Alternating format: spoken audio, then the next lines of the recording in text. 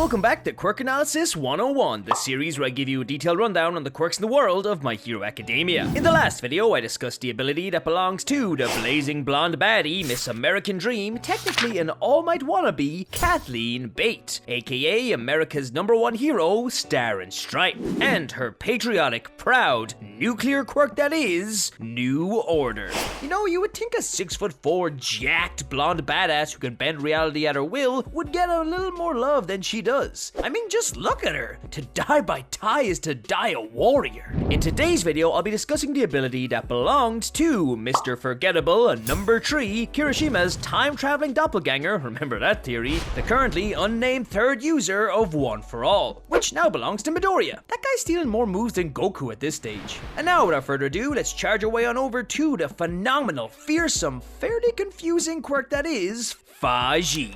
Fa Jin is a close-range emitter-type quirk which first appeared in Chapter 313 of the My Hero Manga and Episode 134 of the anime. This quirk grants its user the ability to build up kinetic energy in their body through repeated movements, which they can then release from their body in one explosive action. Basically, by moving their body, the user can charge up energy which they can then use to give themselves temporary super strength. Think of it like a wind-up punch. The more you wind it up, the more powerful the punch. Except in this case, you can wind up your entire body. Head, shoulders, knees, toes, hips, tits, fingers, forearms, you name it. You want to charge up and smash somebody with your booty like Princess Peach and Smash? This quirk lets you do it. The only thing it can't charge up is your will to live.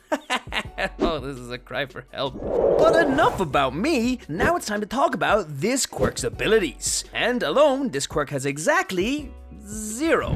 By itself, this quirk is very self-explanatory and simple. You can briefly make yourself stronger through repeated actions. So you could jump higher, punch harder, or move quicker, and that's all. No flashy moves, no mass destruction, no earth-shattering cosmic nuclear attack. It's a brief, simple, quick boost. However, while this is the case alone, as I said, if you're like Midoriya and you possess this quirk alongside other quirks, you can combine this quirk's strength with those quirks to make them far stronger. In Midoriya's case, by combining his stored-up energy from Fa Jin, Black Whip, and 45% of One for All, he's able to release an attack equivalent to that of 100% of One for All. Midoriya being able to perform this attack with no repercussions to his body also insinuates that, unlike One for All, which can cause serious damage to its user if their body isn't acclimated to its full power, Fa Jin has no such repercussions, meaning that you can release all the energy you want with Fa Jin and your body won't suffer from the recoil. And speaking of releasing energy, when it comes to Fa Jin, you don't have to release all of your stored energy at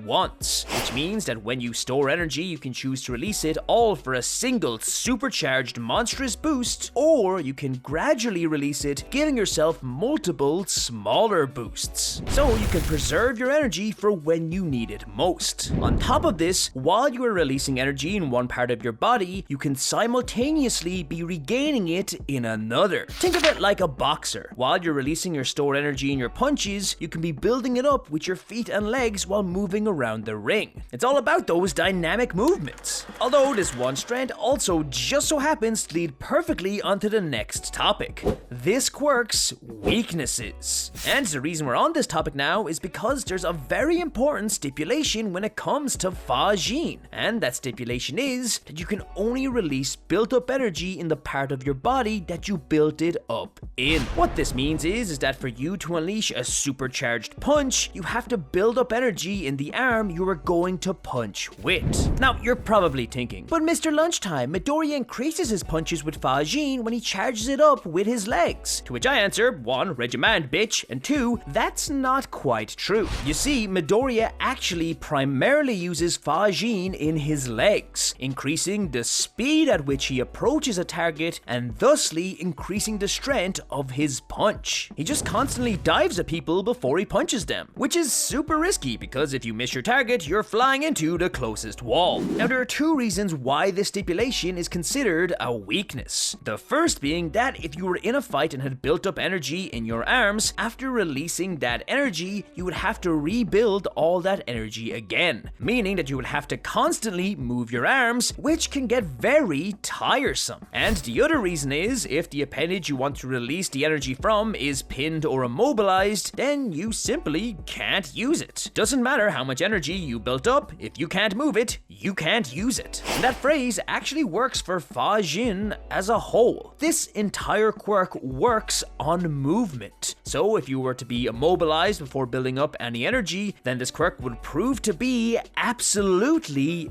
useless. And in the My Hero world, where there is a buttload of quirks that have immobilizing capabilities, it's safe to say this quirk would only work circumstantially at best. You also have to consider the fact that it has been stated to gain any real benefit from Fa Jin, it takes a lot of movement and a lot of time. So to get the most out of this quirk, you not only have to move a lot, but you have to move a lot over a long period of time. So if you needed power in an instant for an emergency or whatever reason, this quirk would not be useful at all. Also, in case you're wondering, there is also a time limit on how long you can store energy before it just disappears. So if you were thinking of just constantly building up energy over days or months to use whenever you actually needed it, yeah, that wouldn't work. But without a doubt, the biggest weakness of this quirk is the fact that its power is entirely relative to its user. Fa Jin is useful to Midoriya because not only is he athletically fit, but he and the quirk are both powered up by One for All. Whereas for the majority of other people, this isn't the case, meaning that if any of us were to get Fa Jin, we wouldn't be able to even get close to the energy output Midoriya gets out of it.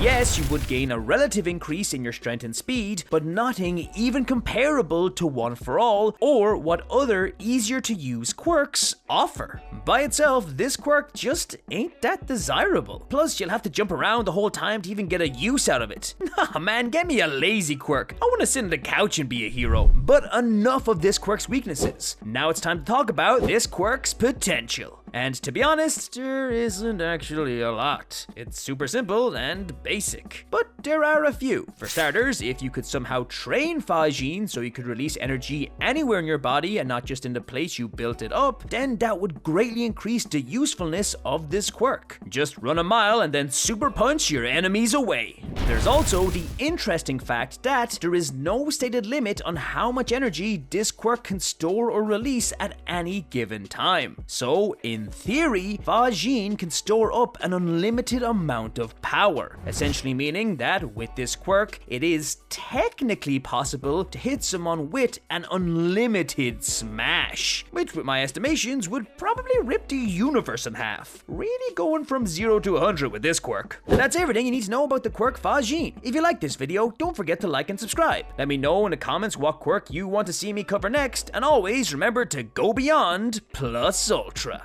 Would I like to have Fa Jin? I don't know, it's not the best. It's better than that Lego-headed guy, though. That guy just looks stupid. Imagine waking up one day and your head's a Lego piece. I gotta cover his quirk next or something.